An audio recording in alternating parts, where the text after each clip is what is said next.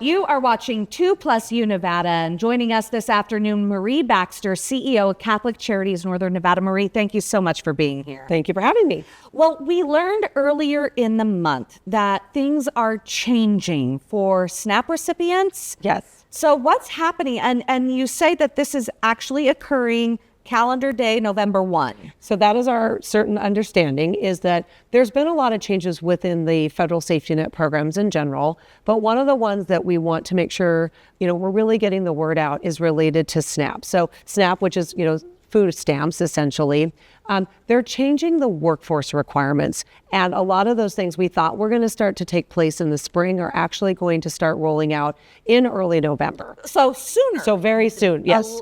Lot sooner than thought. A lot sooner than we thought. So individuals who are veterans, people who are experiencing homelessness, foster youth who are aging out, they are now also going to need to meet these specific workforce eligibility criteria. So anyone that is a SNAP recipient that they call an able-bodied person who can work, not my words, that's a federal term, they can either volunteer 80 hours a month, they can work 80 hours a month, or they can be in an education program, a work type certificate program, or something along those lines to maintain their eligibility for SNAP.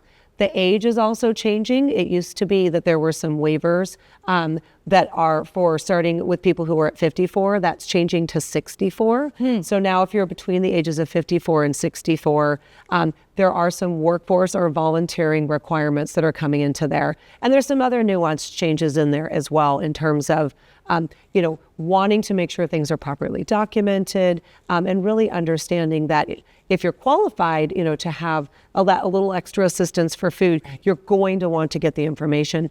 The other changes related to dependents. So it used to be that if you had a child who was 16 years or younger, you were sort of waived from having to work, and that age is dropping down to 14. Okay. And so there's lots of nuances. Things are continuing to be, sort of flexible. So the best advice we have is please go, if you are a SNAP recipient or you're considering applying for SNAP, go and talk with one of the SNAP enrollment specialists at the Division of Welfare.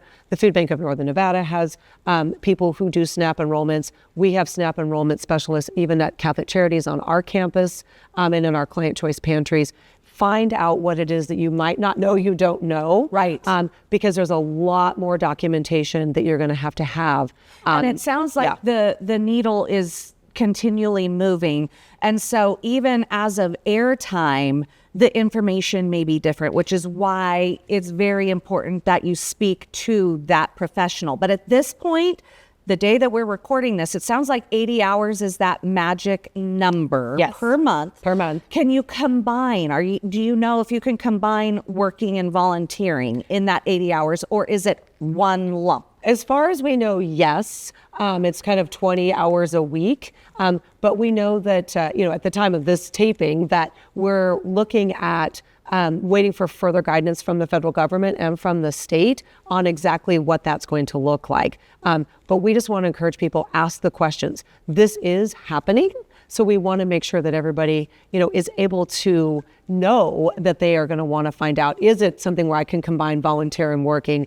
Is it something where I need to have specific documents? And we don't know all the details yet, but we know it's coming. And so we just want people to be as proactive as possible. Right.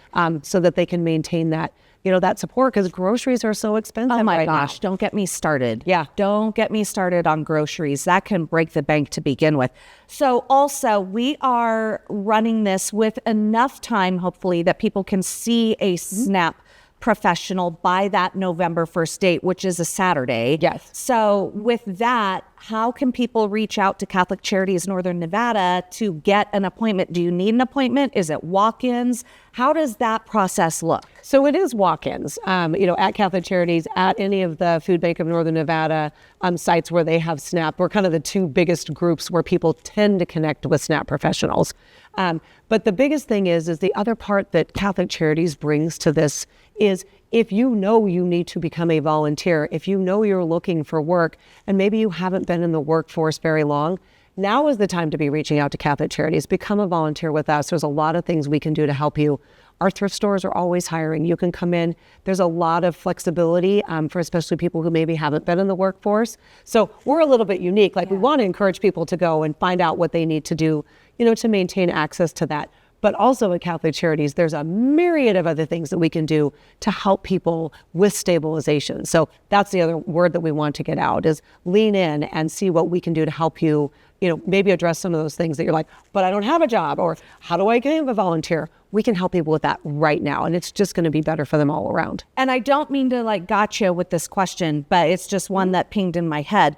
Do they have to have proof that they've been volunteering and been working by November 1st? I don't know the answer to that question. Okay. Again, we're still waiting for kind of the overall guidance that would be coming from the, the federal USDA through the, the local state office of Human Services. Sure. So we're still kind of waiting on some of that. But for sure, if you are working and you are a SNAP recipient, maintaining documentation is only going to make things better for you in the long run. Yes. Hold on to those pay stubs. If you're volunteering, get those letters that says I've been volunteering. Yes. So that way you're already ready when you do, have to fill out new paperwork. It's everybody has to fill out paperwork no matter where you go.